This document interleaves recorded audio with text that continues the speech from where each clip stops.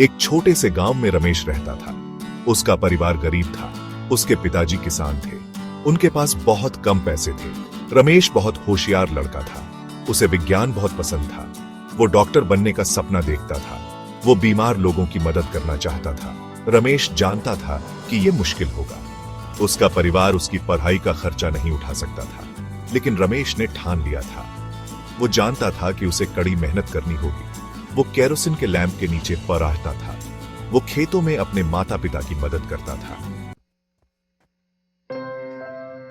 रमेश के लिए जिंदगी बहुत कठिन थी। वो मीलों पैदल चलकर स्कूल जाता था। उसके पास सिर्फ एक किताब थी।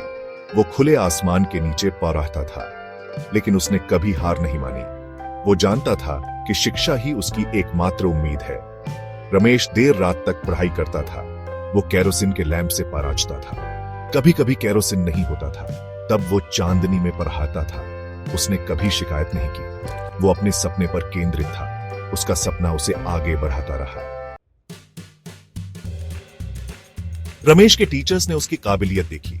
वे जानते थे कि वो कहास है। उन्होंने उसे किताबों में मदद की।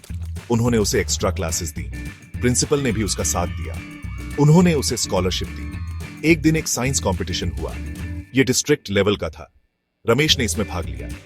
उसने इसके लिए बहुत मेहनत की। उसने पहला इनाम जीता। सभी को उस पर गर्व हुआ। रमेश को स्कॉलरशिप मिली। वो एक अच्छे कॉलेज में गया। उसने डॉक्टर बनने के लिए कड़ी मेहनत की। उसने अपनी क्लास में टॉप किया। वो एक मशहूर डॉक्टर बन गया। वो अपने गांव को कभी नहीं भूला। रमेश अपने गांव वापस लौटा। उसने एक क्लिनिक खोला। वो गरीबों का मुफ्त में इलाज करता था। उसने एक स्कूल भी खोला।